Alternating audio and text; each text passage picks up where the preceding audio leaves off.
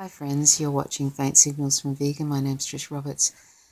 Something that I bring up fairly regularly in my various podcasts and video blogs is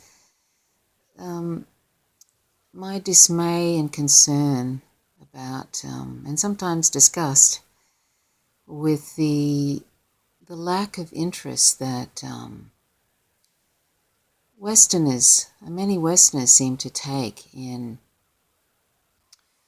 the bombing of brown people in other countries by their governments, by our governments. It's very disturbing. It's like I notice in the United States, even those who call themselves progressive tend to focus on issues that are just about America, just about like their own, that encompasses their own interests, like Medicare and the like. And they don't seem to notice, or they don't care, I can't tell really, but they certainly aren't speaking out about it. They don't seem to notice that their government is relentlessly bombing people in other countries, mostly brown people, in Muslim majority countries, and or their country's government is assisting other governments in bombing these people, like for example Yemen, and I've mentioned Yemen before, and now there's a massive famine there. One child every 10 minutes is dying of starvation and disease because of a US Saudi-backed bombing campaign. It's an ethnic cleansing in Yemen, and this is happening right now. And you don't hear about it in the mainstream media, and it seems like progressives, people who call themselves progressive, don't seem to be that bothered by it. And that's a massive concern, really. One could hazard a guess that there's racism underneath this, because imagine if the tables were turned. Imagine if there was some other government that in the world that was relentlessly bombing the United States, bombing various cities, razing small towns to the ground, going in and flying drones over American cities and just indiscriminately murdering people from the sky, murdering children, women, and had killed over 1 million civilians. Can you imagine US citizens putting up with that? Imagine that country using depleted uranium in their bombs, and all your children were being, or most of your children were being born with tremendous deformities. That's what's happening in Iraq. And that's what's happening in other Muslim majority countries. Due to the West's intervention, illegal invasions, occupation, and murdering of citizens and bombing them relentlessly. And I've said this over and over again, and I'll say it again. 3 bombs every hour of every day of every week for the last 8 years. That was the Obama administration. And it really is going on unabated. Now we have Trump, and he's buckled under with the deep state, and now he is just indiscriminately bombing to show how tough he is, and to demonstrate to people that he isn't some sort of Russian puppet or Putin, friend. I mean, it's just ridiculous. Dropping a 10,000 pound, was it a 10,000? It was a huge, one of the largest non-nuclear bombs in Afghanistan. And also he's threatening war with North Korea, which could turn nuclear at any moment, because the North Koreans are very anxious and about their threats and military aggression, and who could blame them if they decide to attack first? I mean, this is the sort of, we have this sort of insanity going on, but the thing is that, is anybody calling out against this warmongering activity? We in the West, who of us are actually speaking out against it? And if we aren't, why aren't we? And do we think that we're invulnerable to what might happen? Put aside that there could be a major incident, and which leads to World War III, which would be all-out nuclear missiles flying overhead everywhere, and basically that's the end of us all. A nuclear winter, and then we all starve. I've said this before. Putting that aside, don't we care about this constant warmongering, this perpetual warmongering? Have we normalized war so much because it's not in our own country? Because it's not in our own countries, we think it's okay. It's just those brown people over there. What's up with this picture? What's wrong with this picture?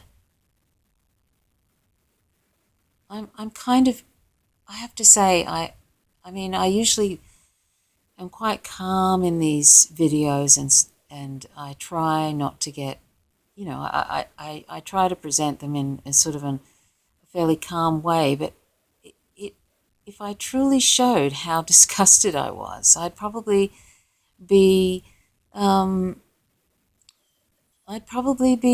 using some expletives and getting quite upset, because I'm I'm really, really, really sick of seeing this complete lack of interest. This complete lack of interest in what we're doing to these people. And if this were being done to us, we would be outraged. Even just a tiny amount of what we're doing to these people in Muslim-majority countries, in Yemen and in Iraq and Iran and Syria and just in Somalia, the list goes on. We would be appalled, and we would be out there in the streets, and we'd probably be joining groups that are resisting. If this was some other country doing this to, say, Australia or to the United States, we would have been doing something a long time ago. And yet we expect these people in these other countries to just sit back and allow us to just raze their towns to the ground, to kill their relatives and their children, and destroy their countries. And we're fine with that because it's not us.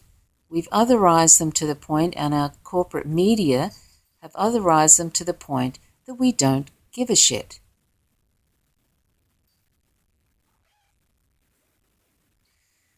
Well, this has got to stop. Even just in our own selfish interest, right? Even just for our own selfish interest,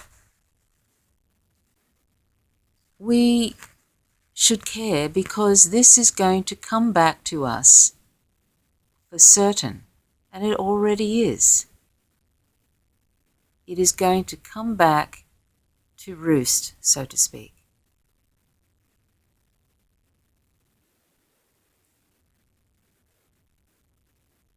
I really, really, really hope that people start caring about this, because where is our humanity, and where is the anti-war movement? Where, if we say that we're anti-racist, then why are we not protesting this? Because this is racist. To not say anything, and this means on social media, to not be protesting to our government representatives or out on the street, this has to stop. This perpetual warring in our names. It's in our names if we live in the West. If you are not talking about this with others and protesting this, then you need to ask yourself why. If you are not calling your government representatives, if you are not talking about this on social media and posting stuff from independent news about the appalling situation that's happening, our bombing of these Muslim-majority countries, and hundreds of thousands of people in those countries are being killed, and it's going on still. If you're not talking about this, then you need to examine why you are not concerned about this and why you are not talking about this with anybody. Anyhow, I'm going to leave it here. And this isn't the last I'm going to talk about this, because I'm going to talk about this until I start seeing something different happening on social media at the very least. But we need to have this conversation, and we need to have this conversation now, because we are losing we are in moral decay. Anyway, I'm going to share this by Debbie Lessignan from Sane Progressive, and I think she also expresses this a lot more eloquently than I do, but I totally agree with her, and I've been thinking about this for a long time, and it really, really bothers me. So thanks for listening. Please join me again. You can find me on Vegan Trove Extra, that's the username, on Twitter, and also on YouTube at Vegan Trove Extra, and you can find me on Facebook as well at Vegan Trove Extra, the username. Thanks for listening. Bye for now.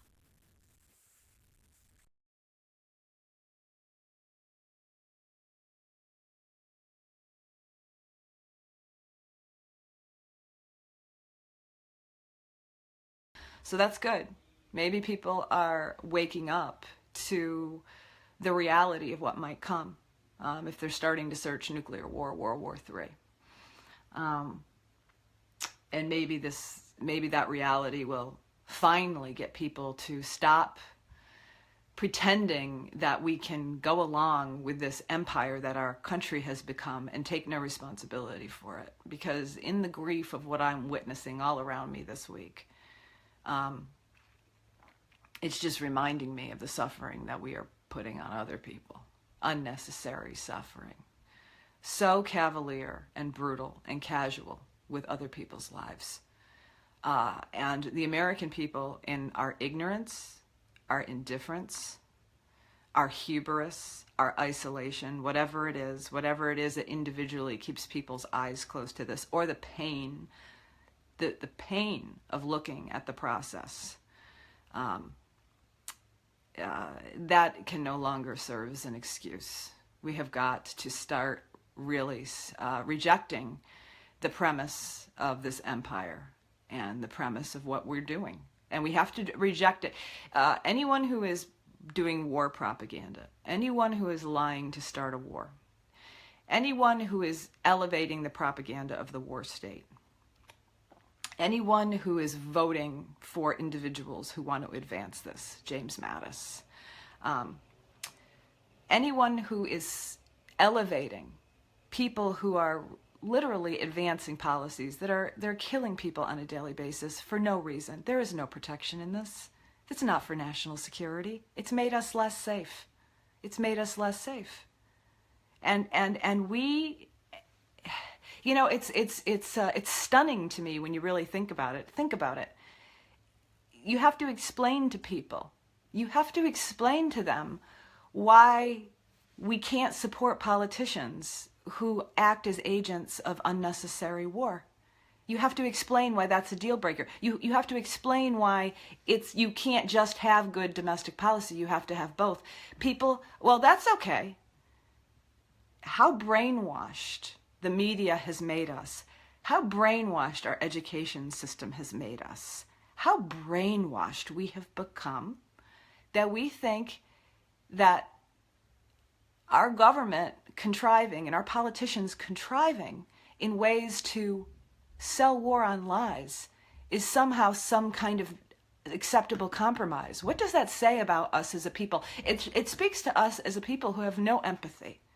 Because can you imagine if the shoe was on the other foot and it wasn't the United States of America, but say any other country on the earth, and their politicians were plotting to lie so that they could send in bombs to Indiana, San Diego, Massachusetts, New York City, and they struck us with chemical weapons and bombs, because we use chemical weapons, we use white phosphorus, there's actual proof of that. And what we would think of people who said, well, those people continue to support politicians who are going around lying about our government's leaders and our country and taking the right to kill us and bomb us and our hospitals and our children and destroy our environment and turn us into refugees, because they might get a good health care policy, so they don't need to stand up to their government and say anything about that. They're good people.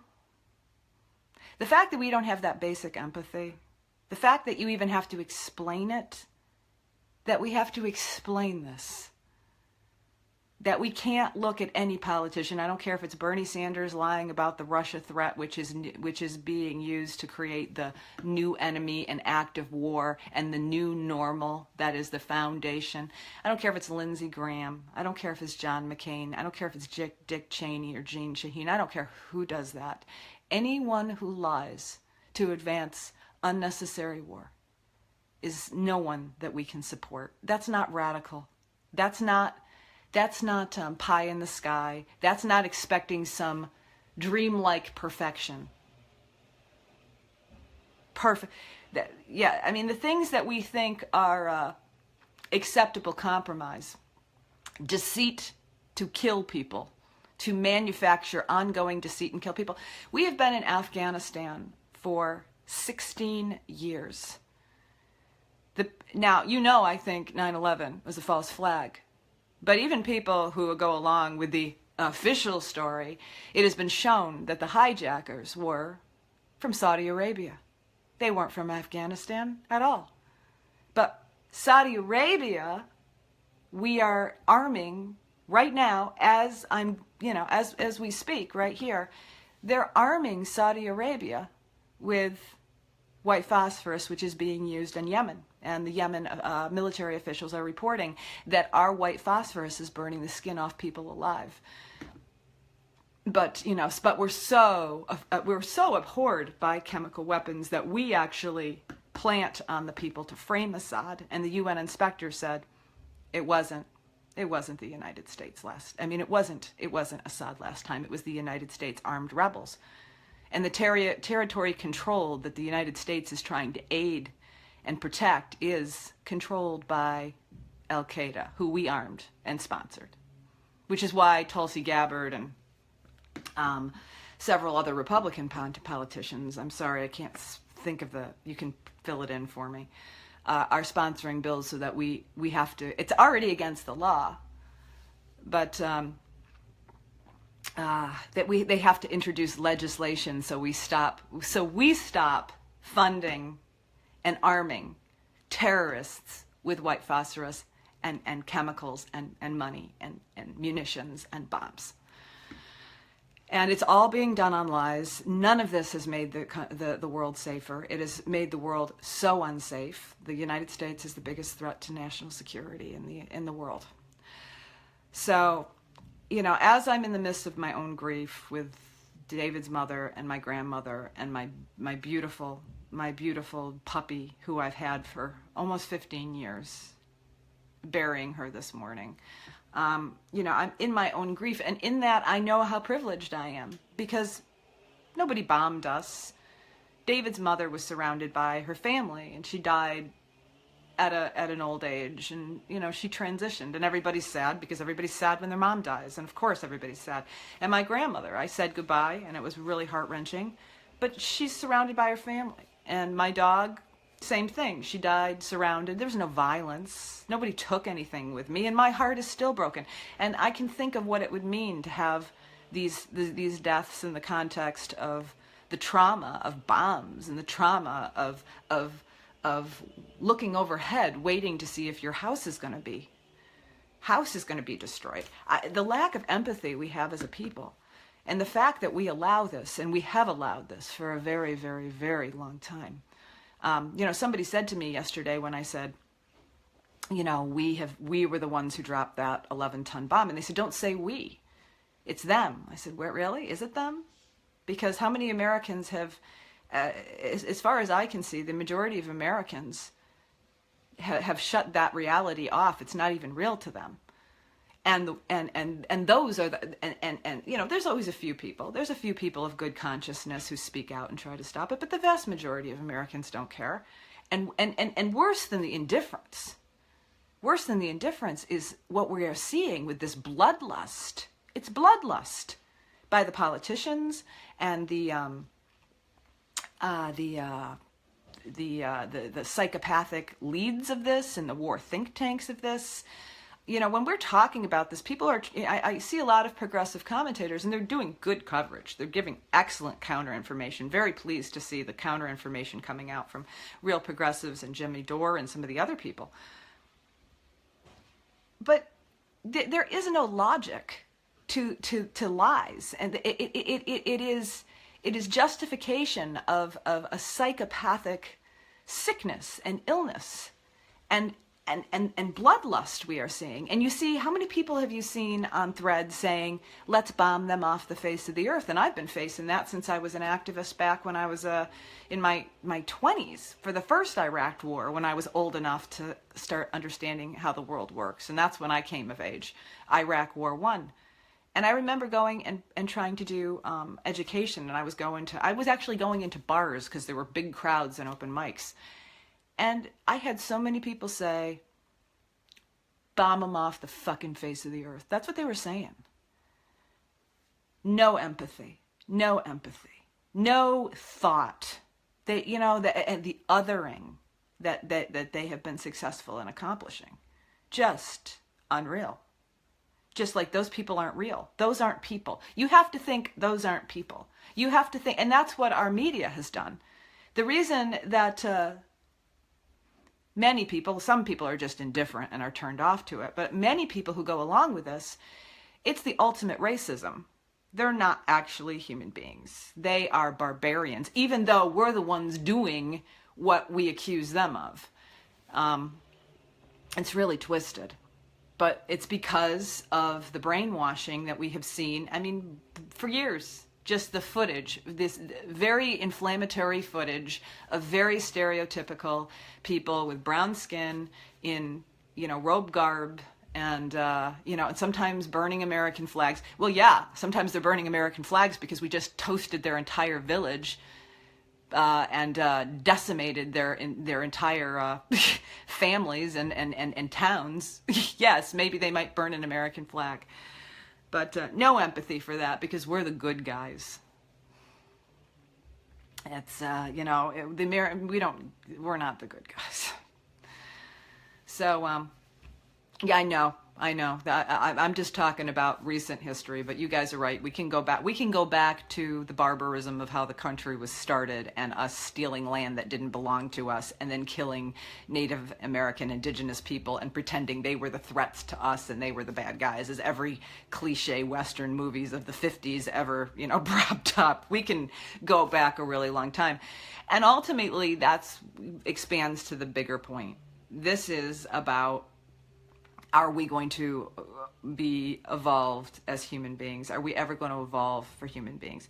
And to do that, to get the political change that we want to get, it means moving into things that, it means that we have to move through the fear, the shame of realizing how our government has actually acted, how we have empowered it with voting for politicians who advance these wars that we say we oppose, but it's not a deal breaker if our politicians will lie to support it. The fear of admitting what it actually is, because understanding that all of these wars have been on lies, that none of it has been for security, that it has been totally a manipulation, is realizing that if you are still holding on, and I think less and less people are, if you are still holding on to the illusion of your government as a protector, as your country as one of the good guys. A lot of people can't even fathom that because there's too much shame and fear of facing what that actually means. And so that's what, when I do my talk on videos, I'm always talking about, ultimately, it is individual work. It is individual work, facing our grief, facing our fear, facing the reality of where this road actually will lead. We have a supreme arrogance, because of our privileged isolation. Except for, you know, certain contingencies of people, military families, there's no draft anymore. Or, you know, the mercenaries who are hired to go over there.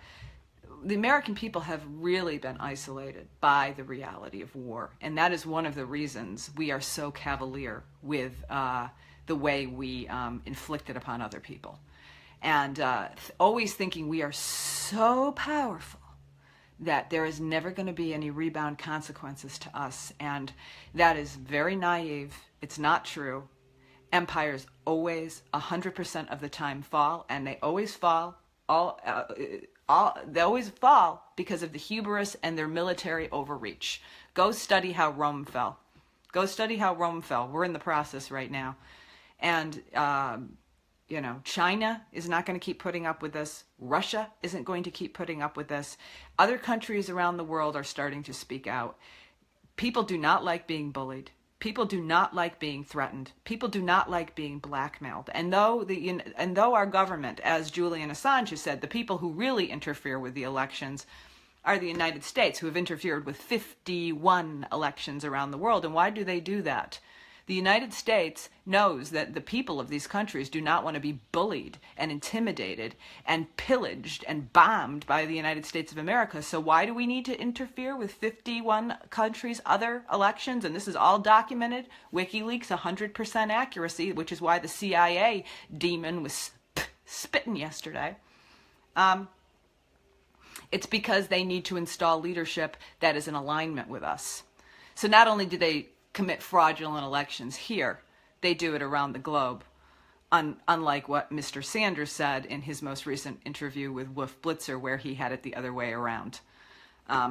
Very, very disturbing. So we have got to, basically, in the most compassionate of ways, I say it, we all need to collectively grow up and have the courage to feel the pain of what it means to have empathy for other people.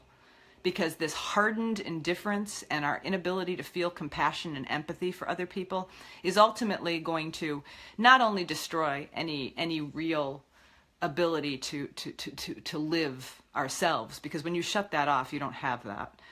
But it will keep us from being able to be able to have you have to have some kind of empathy and understanding of the results of what we're doing to be motivated to speak. So when people, unfreeze their hearts and allow compassion back in, then we might get somewhere. So, all right, everybody. Thank you for all your really kind words about my Sadie sweetie, who has gone to run free in the larger parameters, and I hope she's watching over us all, because we're going to need every good spirit in the world to be channeling love and positivity down on all of us. And for the people who have shared their own pet stories, or the people who are sharing their own losses, my heart is with you, and I give you much love and compassion, and may you have as peaceful a transition as our family has. All right, everybody. As always, this is Debbie, the Sane Progressive. I will see you tonight with Nina, who is going to be